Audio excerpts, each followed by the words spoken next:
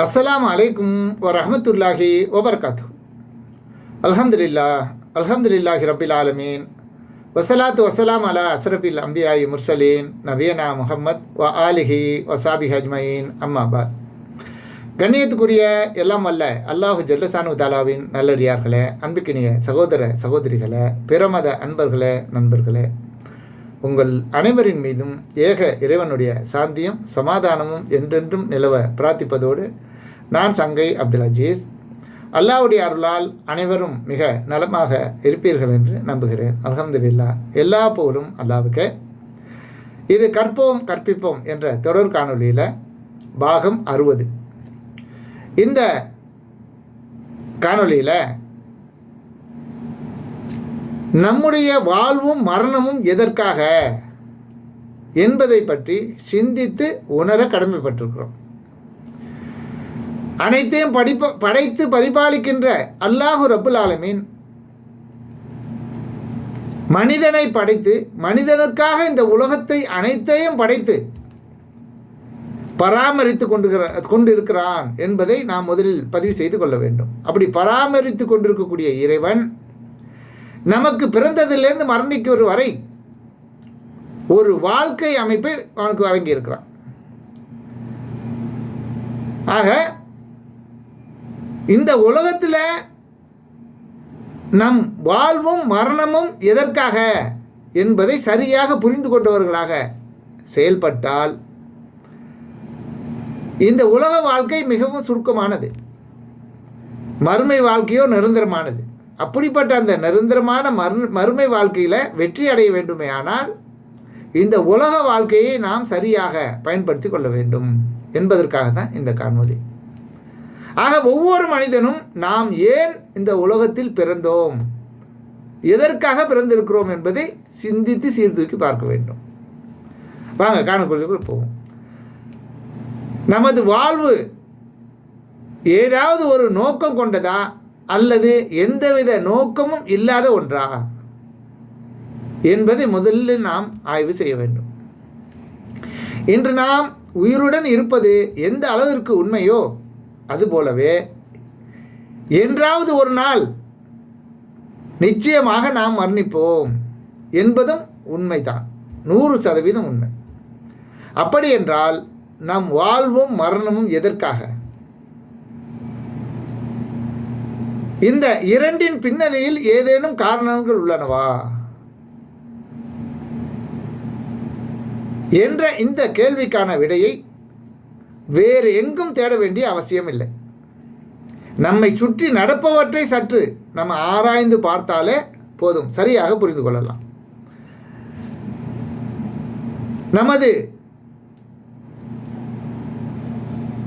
நம்மை சுற்றி நடைபெறும் விஷயங்களை சற்று கவனமாக சிந்தித்து பாருங்கள்.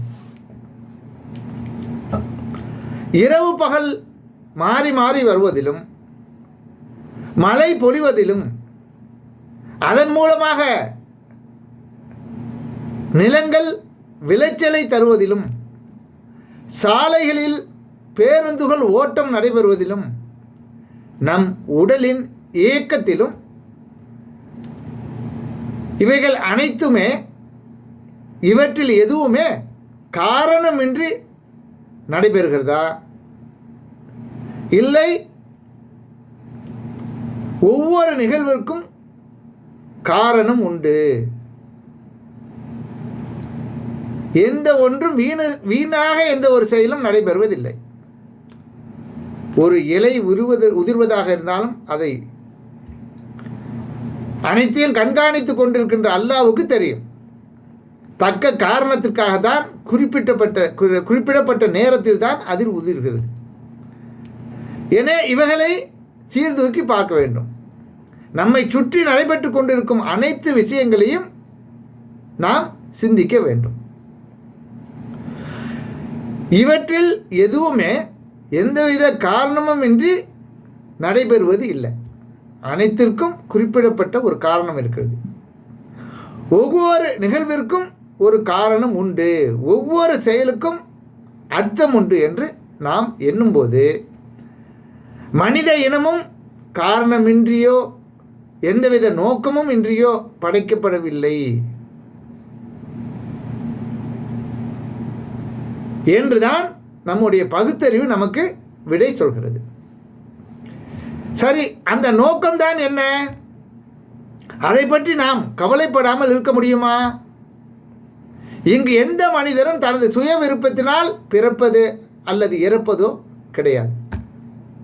எந்த ஒரு மனிதனும் அவன் விருப்பத்தின்படி அவன் பிறப்பதும் இல்லை, அவன் விருப்பத்தின்படி அவன் மரணிப்பதும் இல்லை என்பது 100% உண்மை, தெளிவான உண்மை. இது நமக்கு அப்பாற்பட்ட ஒரு அறிவார்ந்த சர்வ வல்லமை கொண்ட அளவிட முடியாத சக்தி இருப்பதை, அளவிட முடியாத ஒரு சக்தி இருப்பதை நமக்கு அது உறுதிப்படுத்துகிறது. அந்த சக்தியே நம்மையும் நம்மை சுற்றி உள்ள அனைத்தையும் படைத்து பரிபாலித்து வருகிறது. நம்மை மரணிக்க செய்வதும் அந்த சக்தி தான். அந்த சக்தியே நாம் தமிழில் இறைவன் என்கிறோம். அந்த சக்தியை தான் தமிழில் நாம் இறைவன் என்கிறோம். அந்த சக்தியை தான் ஆங்கிலத்தில் காட் என்கிறார்கள். மேலும் அரபி மொழியில் அல்லாஹ் என்றும் அழைக்கிறார்கள். இவைகளை தெளிவாக நம்ம புரிந்து கொள்ள வேண்டும். அந்த இறைவன் இவ்வுலக வாழ்வின் நோக்கம் என்ன என்பதை பற்றி அறிவித்து தந்தால் அதுவே உண்மையாகும். அதுதான் உண்மையாகும். மற்றவைகள் அனைத்தும் ஊகங்களாக இருக்கின்றது. நம் வாழ்வின் நோக்கம் பற்றி இறைவன் தனது வேதங்கள் மூலமாகவும் தன்னுடைய திரு தூதர்கள் மூலமாகவும் மனித குலத்துக்கு அறிவித்து தந்துள்ளார். இந்த தூதர்கள் மனித குலம் தோன்றிய நாள் முதற்கொண்டு பல்வேறு காலகட்டங்களில் பூமியின் பல்வேறு பாகங்களுக்கும் வந்திருக்கிறார்கள். இவர்கள் இஸ்லாமிய வழக்கில் நபிமார்கள் என்று அழைக்கப்படுகிறார்கள். பண்டைய இந்தியாவில் இவர்களையே ரிஷிகள் என்றும் அழைத்திருக்கிறார்கள். அவர்கள் அனைவரும் அடிப்படையில் ஒரே செய்தியை தான் தமது மக்களுக்கு தெரிவித்து இருக்கிறார்கள். முகமது நபி ஸல்லல்லாஹு அலைஹி வஸல்லம் அவர்கள் மூலமாக அருளப்பட்ட வேதம்தான் திருக்குர்ஆன் என்பது. இதை நாம் தெளிவாக புரிந்து கொள்ள வேண்டும்.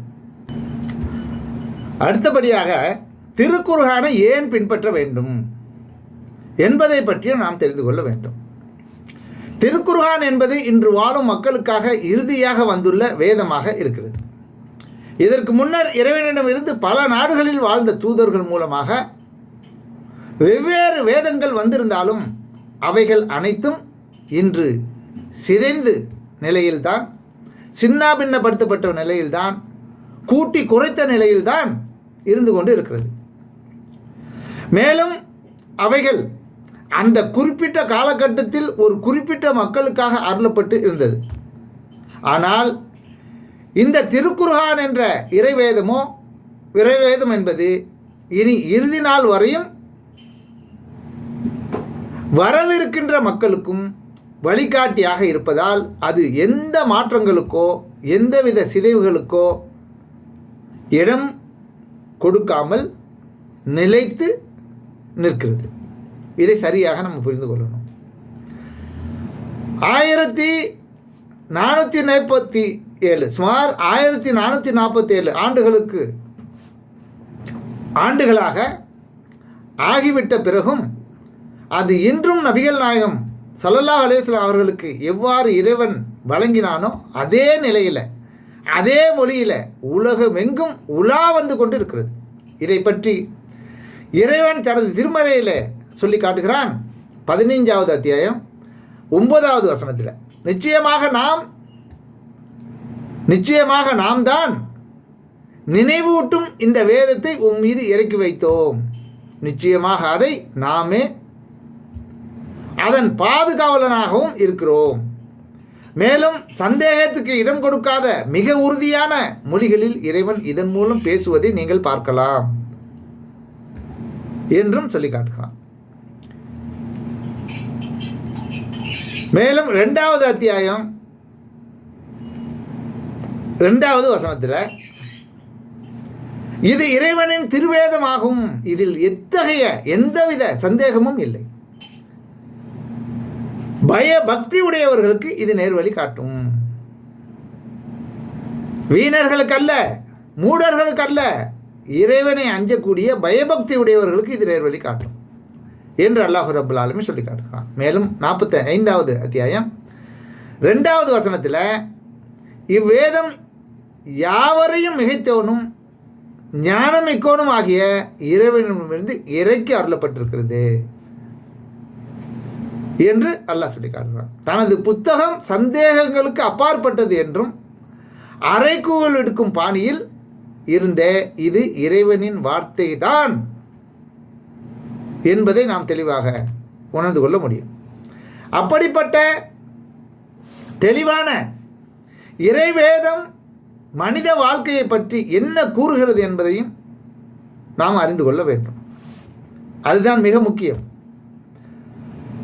முதலில் வாழ்க்கையின் நோக்கம் என்ன என்பதை பார்க்க வேண்டும். அந்த திருக்குர்ஆனில் இறைவன் சொல்லக்கூடிய செய்தி என்னவென்றால் 67வது அத்தியாயம் 2வது வசனத்தில், உங்களில் எவர் செயல்களால் மிகவும் அழகானவர் என்பதை சோதிப்பதற்காக, மனிதர்களை நோக்கி அல்லாஹ் சொல்லுகிறான், உங்களில் யார் தங்களுடைய செயல்களால் மிகவும் அழகானவர்கள் என்பதை சோதிப்பதற்காக அவன் மரணத்தையும் வாழ்வையும் படைத்திருக்கிறான், நிர்ணயித்திருக்கிறான், ஏற்படுத்தியிருக்கிறான். மேலும் அவன் யாவற்றையும் மிகைத்தவன், மிக மன்னிப்பவன் என்று 67வது அத்தியாயம் 2வது வசனத்தில் அல்லாஹ் சொல்லி காட்டுகிறான். மேலும் 18வது அத்தியாயம் 7வது வசனத்தில் மனிதர்களில் அழகிய செயலுக்குரியவர்கள், அழகிய செயலுக்குரியவர்கள் யார் என்று அவர்களை சோதிப்பதற்காக நிச்சயமாக பூமியில் உள்ளவற்றை அதற்கு அலங்காரமாக நாம் ஆக்கினோம். இந்த பூமியில் எதெல்லாம் நீங்கள் பார்க்குறீங்களோ அதை அலங்காரமாக கவரும் விதத்தில் சுற்றுலா போய் ஒவ்வொன்றையும் பார்த்துக்கிட்டு இருக்கோமே, எதற்காக? அதெல்லாம் மனிதனை சோதிப்பதற்காகத்தான். அவன் இந்த உலகத்தில் வாழணும், அந்த வாழ்க்கையில் அவன் நல்லது செய்கிறானா கெட்டது செய்கிறானா என்பதை சோதிப்பதற்காகத்தான் இந்த பூமியில் நீங்கள் காணுகின்ற அனைத்தையும் அலங்காரமாக ஆக்கியிருக்கிறோம் என்று அல்லாஹ் சொல்லி காட்டுகிறான், படைத்தவன் சொல்லி காட்டுகிறான். அன்புமிக்க சகோதர சகோதரிகளே, தெளிவாக நீங்கள் சிந்தித்து சீர்தூக்கி பார்க்க வேண்டும். எவ்வளவு நீங்கள் படித்தவர்களாக இருந்தாலும், எவ்வளவு பண்புள்ளவர்களாக இருந்தாலும், எவ்வளவு உயர்ந்த நிலையை நீங்கள் அடைந்து விட்டாலும், இன்ஜினியராகவோ டாக்டர்களாகவோ என்ன மற்ற விஞ்ஞானிகளாகவோ எந்த நிலைக்கு நீங்கள் போனாலும் சரி, உங்கள் அப்பம்பாட்டன் உங்கள் முன்னோர்கள் என்ன உங்களுக்கு சொல்லி கொடுத்தார்களோ அதை அப்படியே செய்கிறீர்கள். கொஞ்சம் கூட உங்களுடைய அறிவை பயன்படுத்தி சிந்திக்க மறுக்கிறீர்கள். நல்லது கெட்டதுன்னு உங்கள் வீடுகளில் இல்லங்களில் வரும்பொழுது, நல்ல நாள் பெருநாள் என்று வரும்பொழுது உங்கள் முன்னோர்கள் எதை கடைபிடித்தார்களோ, எப்படி செய்து வந்தார்களோ அதையே நீங்கள் செய்கிறீர்கள். ஆனால் நீங்கள் கற்ற கல்வி உயர்ந்த நிலைக்கு நீங்கள் சென்றாலும் கூட உங்கள் அறிவு அதை சிந்திக்க மறுக்கிறது என்பதை நீங்கள் சிந்தித்து சீர்தூக்கி பார்க்க வேண்டும். அன்புக்குரிய சகோதர சகோதரிகளே, இந்த தற்காலிக வாழ்க்கை என்பது ஒரு தேர்வு எனவும், இந்த தற்காலிக வாழ்க்கை என்பது ஒரு தேர்வு கூடம் எனவும், இவ்வுலகம் என்பது அதற்கான தேர்வு கூடம் எனவும் மேற்கண்ட திருமறை வசனங்களில் படைத்த இறைவன் நமக்கு சொல்லி காட்டுகிறான். என்ன? இந்த தற்காலிக வாழ்க்கை என்பது ஒரு தேர்வு, இந்த உலகம் என்பது அதற்கான தேர்வு கூடம் என்று அல்லாஹ் தெள்ள தெளிவாக சொல்லி காட்டுகிறான். படைத்தவன் தெள்ள தெளிவாக சொல்லி காட்டுகிறான். இங்கு இறைவன் எதையெல்லாம் நம்மிடம் செய் என்று சொல்கிறானோ அவையே நன்மை, நன்மை நிறைந்த காரியம் அல்லது புண்ணியங்கள் நிறைந்த காரியம். புண்ணியம் என்று எவற்றையெல்லாம் செய்யாத என்று தடுக்கிறானோ, அதாவது நம்மை படைத்த இறைவன் எதையெல்லாம் செய் என்று நமக்கு சொல்கிறானோ அவைகள் எல்லாம் நன்மையான காரியங்கள், அனைத்து மனித சமூகத்துக்கும் நன்மை வைக்கத்தக்க காரியங்கள். அதனால் யாருக்கும் எந்த ஒரு கேடும் இடைஞ்சலும் பிரச்சனையும் ஏற்படாது. சாந்தியும் சமாதானமும் தான் உண்டாகும். அப்படிப்பட்ட வாழ்க்கை நெறியை தான் இஸ்லாம் நமக்கு கற்றுத்தல்கிறது. அதுக்கு மாற்றமாக எதையெல்லாம் செய்யாதே என்று நம்மை இறைவன் தடுத்திருக்கிறானோ அவைகள் எல்லாம் நமக்கு கேடு தரக்கூடியது, நம்மை சுற்றி வாழக்கூடிய மக்களுக்கு கேடு தரக்கூடியது, நாம் வாழ்கின்ற இந்த உலகத்திற்கும் கேடு தரக்கூடியது. அதனால்தான் அதை இறைவன் தடுத்திருக்கிறான் என்பதை சரியாக நம்ம புரிந்து கொள்ளணும். அந்த அடிப்படையில் நமது செயல்பாடுகள் புண்ணியங்களாகவும் பாவங்களாகவும் பதிவாகும் பரீட்சை களமே இந்த உலகம், இந்த உலக வாழ்க்கை. அதில் நாம் வெற்றி அடைவதே நம் வாழ்வின் நோக்கமாக இருக்க வேண்டும்.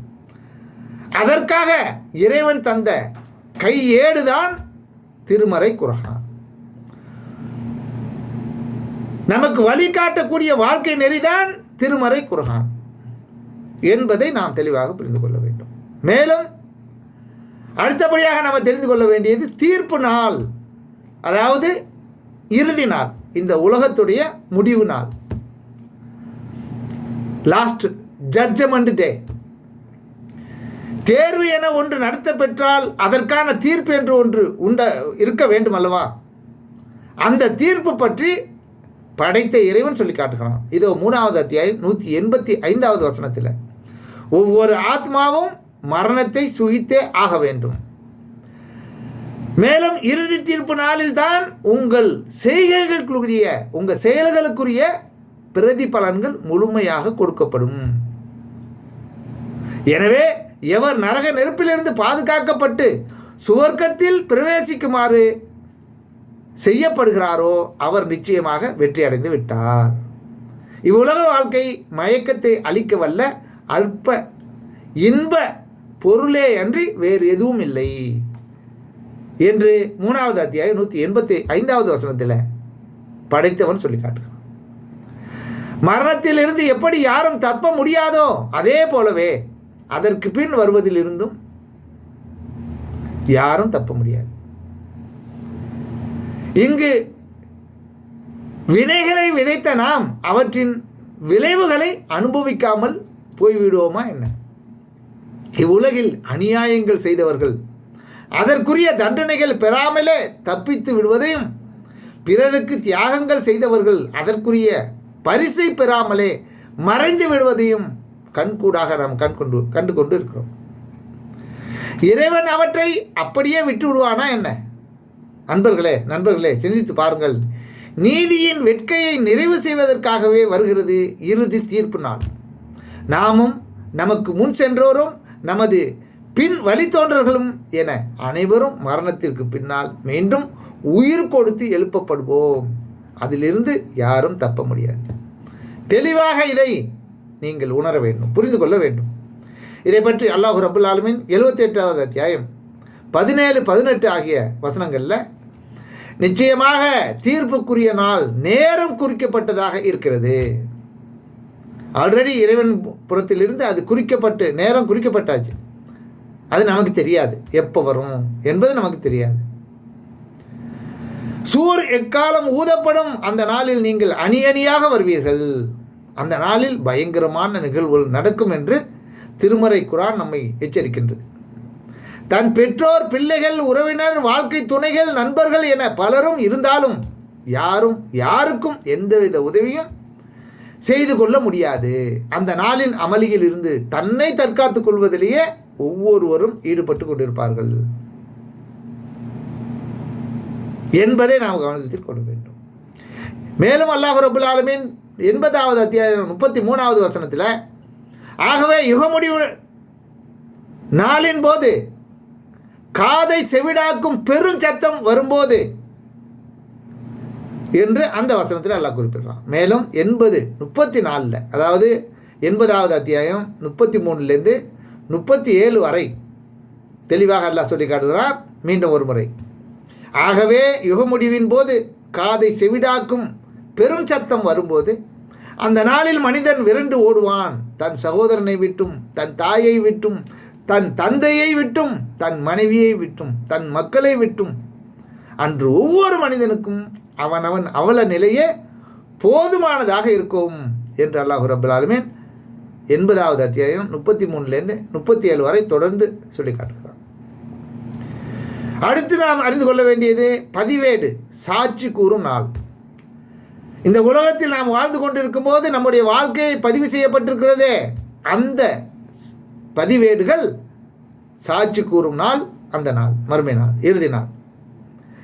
நமது செயல்கள் அனைத்தும் இன்று பதிவு செய்யப்பட்டு கொண்டு இருக்கின்றன. நம்மை சுற்றி எழும் ஒலி அலைகள் ஏற்படுத்தும் பதிவுகள் ஒரு புறம், நம்மை கேட்காமலே நமது மூளை செய்யும் பதிவுகள் இன்னொரு புறம் என்று பதிவுகளுக்கு பஞ்சமே இல்லை என்பது தெளிவான உண்மை. நமது ஒவ்வொருவரது வாழ்வின் அம்சங்களும் அணுவாக அன்று வெளியிடப்படும் என்று இறுதி நாளில் ஜட்ஜ்மெண்ட் டே அன்று வெளியிடப்படும். இதை பற்றி அல்லாஹ் ரப்பல் ஆலமீன் 99வது அத்தியாயம் 7, 8 ஆகிய வசனங்கள்ல, எனவே எவர் ஓர் அணுவளவு நன்மை செய்திருந்தாலும் அதனை அவர் அன்று கண்டுகொள்வார். மேலும் எவர் ஓர் அணுவளவு தீமை செய்திருந்தாலும் அதனையும் அவர் அங்கு கண்டுகொள்வார். நமது செயல்கள் பதியப்பட்ட புத்தகம் நம் முன்னே கொண்டு வரப்படும். நமது செயல்கள் அனைத்துமே பதிவு செய்யப்பட்ட புத்தகமாக இருக்கின்றது. நம் முன்னே அன்று மறுமையில் கொண்டு வரப்படும். அன்று அநீதி இழைத்தோருக்கும் அநீதி இழைக்கப்பட்டவர்களுக்கும் நீதி பாலித்தவர்களுக்கும் நீதி பாலிக்காதவர்களுக்கும் முழுமையான முறையில் நியாயங்கள் வழங்கப்படும். வழக்கறிஞர்களோ வாதாடுதலோ அங்கு யாரும் இல்லை. மேலும் அல்லாஹ் ரப்பல் ஆலமீன் 36வது அத்தியாயம் 65வது வசனத்தில், அந்த நாளில் நாம் அவர்களின் வாய்களின் மீது முத்திரையிட்டு விடுவோம். மேலும் அவர்கள் சம்பாதித்து கொண்டிருந்தது பற்றி அவர்களுடைய கைகள் நம்மிடம் பேசும், அவர்களுடைய கால்களும் சாட்சி சொல்லும். தீர்ப்பு வழங்கப்பட்ட பின் ஒவ்வொருவரது நிலையான தங்குமிடம் தீர்மானிக்கப்பட்டுவிடும். அவரவர் செயல்களின் இடைக்கேற்ப அவர் சொர்க்கத்திற்கோ அல்லது நரகத்திற்கோ அனுப்பப்படுவார்கள். இதையும் தெளிவாக நீங்கள் புரிந்து கொள்ள வேண்டும். மேலும் அல்லாஹ் ரப்பல் ஆலமீன் சொல்லி காட்டுகிறார், 101வது அத்தியாயம் 6லேருந்து 9 வரை 3 வசனங்களில் சொல்லி காட்டுறான். எனவே அந்த நாளில் எவருடைய நன்மையின் தட்டு நிறை கணக்கிறதோ எடை கணக்கிறதோ அவர் திருப்தி பொருந்திய வாழ்வில் இருப்பார். ஆனால் எவனுடைய நன்மையின் எடை மிக லேசாக இருக்கிறதோ அவன் தங்குமிடம் ஆவியா, அதாவது தீக்கிடங்கு தான் என்று படைத்தவன் சொல்லி காட்டுகிறான். எனவே அன்புக்குரிய சகோதர சகோதரிகளை, இது கதையோ கற்பனையோ அல்ல, அனைத்தையும் படைத்து பரிபாலித்து கொண்டிருக்கிற அந்த ஏக நாயனுடைய அறிவுரைகள். இவைகளை தெளிவாக புரிந்து கொள்ள முயற்சி செய்யுங்கள். இவைகளை டிஸ்கிரிப்ஷனில் ஆர்டிக்கல் பதிவு செய்கிறேன், அதையும் பார்த்து நல்ல முறையில் புரிந்து கொண்டு அதன்படி செயல்பட முன்வாருங்கள். அல்லாஹ் உங்களுக்கும் எங்களுக்கும் நேர்வழி காட்ட போதுமானவன். நன்றி. தேங்க்ஸ் ஃபார் வாட்சிங். ஜஸாக்கல்லாஹ் ஹைரன்.